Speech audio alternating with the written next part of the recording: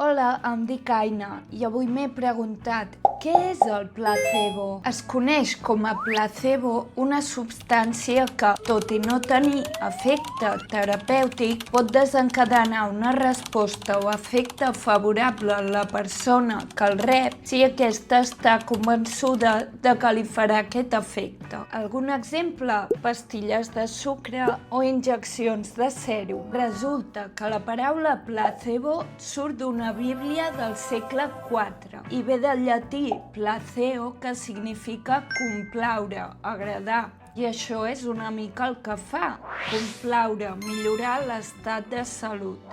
L'efecte que provoca en qui el pren és el que es coneix com a efecte placebo. Aquest es basa una mica en les expectatives de la persona que el rep. Si creu en el tractament i espera que funcioni, les possibilitats que es compleixin aquestes expectatives són molt més altes. Per exemple, imagina't que tens mal de cap. Probablement estàs acostumada a prendre't una medicació concreta i només de prendre la pastilla ja notes cert alleujament.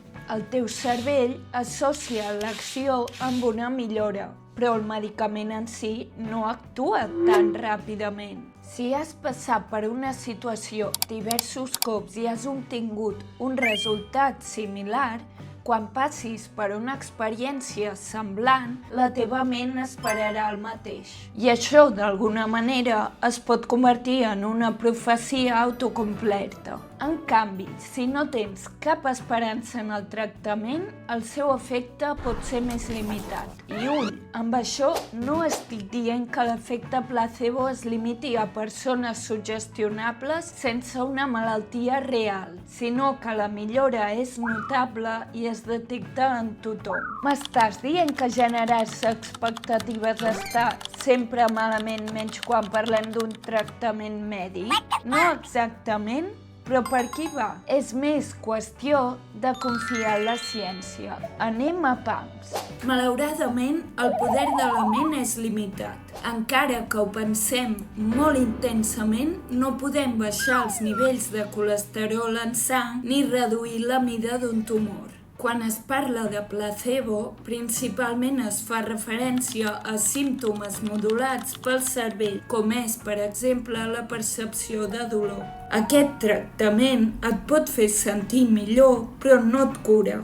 I no tothom té una resposta terapèutica al placebo. Si fos així, no necessitaríem cap medicament. S'ha demostrat que funciona pel control de dolor, l'insomni o efectes secundaris de tractaments com fatiga o nàusees. Quan s'utilitza el placebo, és una eina essencial pels assajos clínics, és a dir, investigacions destinades a estudiar si un fàrmac funciona bé i és segur en humans, ja que permet comparar l'efecte del fàrmac amb l'efecte placebo. El disseny seria un grup de persones reben el tractament amb el principi actiu, l'ingredient principal d'un medicament responsable de l'efecte desitjat, mentre que les altres reben un tractament inactiu o placebo. Els participants no saben què s'estan prenent i els metges no saben què els donen. És el que s'anomena doble cec. D'aquesta manera s'eviten biaixos i la seva opinió no influeix en els resultats que reporten. La comparació dels dos grups permet als investigadors mesurar si el fàrmac funciona o si la millora es deu només a l'efecte placebo. Si els dos grups reaccionen igual, sigui millorant o no, es considera que el fàrmac no funciona.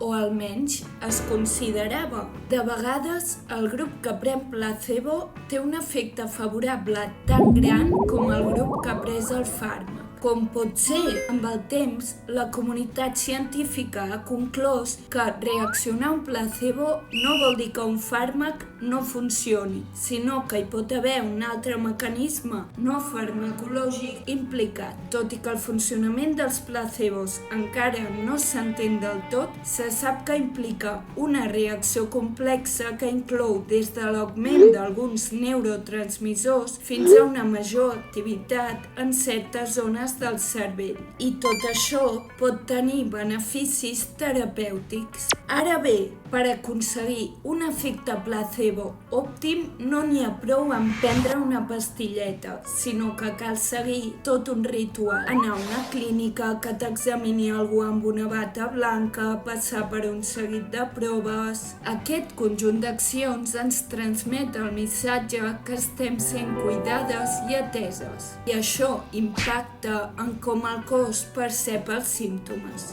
Tot hi influeix. La comunicació, el lloc on estàs, el context social, les expectatives... Els placebos sovint funcionen perquè la gent no sap que n'està prenent un. Però què passa si saps que el que reps no és més que sucre o aigua amb sals? Alguns estudis han analitzat l'efecte del placebo quan la persona sabia que no s'estava prenent cap principi actiu.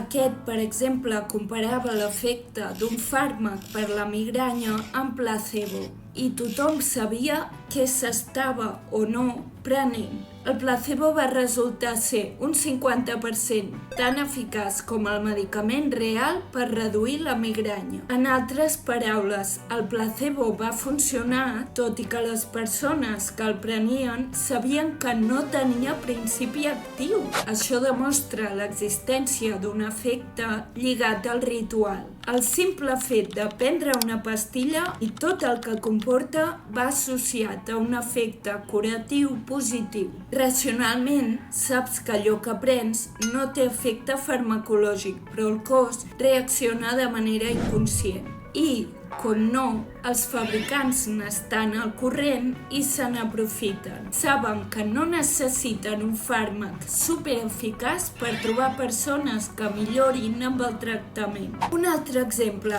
aquest estudi sobre el síndrome de l'intestí irritable va mostrar que els pacients que prenien placebo mostraven millores un 50% de les vegades si tenien bona relació amb el professional. Queda clar com és important el ritual, no? Com més gran és l'efecte placebo, més difícil resulta demostrar una diferència significativa amb el fàrmac actiu. Sabem coses, però l'efecte placebo encara va acompanyat de molts interrogants. Com podem predir qui respondrà positivament a un placebo i qui no? Un placebo és important, però potser els indicadors de la malaltia no hauran canviat. De moment s'ha dit que l'efecte del placebo té a veure amb les endorfines, uns neurotransmissors que elabora el cos que poden alleujar el dolor i donar sensació de benestar, que contribueix a calmar el sistema nerviós simpàtic, que és el que ens posa en estat d'alerta, o que la seva efectivitat depèn més de les experiències viscudes que de les expectatives. El major repte és trobar una manera d'aplicar aquests efectes del placebo a la pràctica clínica diària. I per si això no t'havia semblat suficient, sembla que fins i tot el color de la pastilla influeix en l'efecte placebo. Si la pastilla és vermella, groga o taronja, s'associa a un efecte estimulant.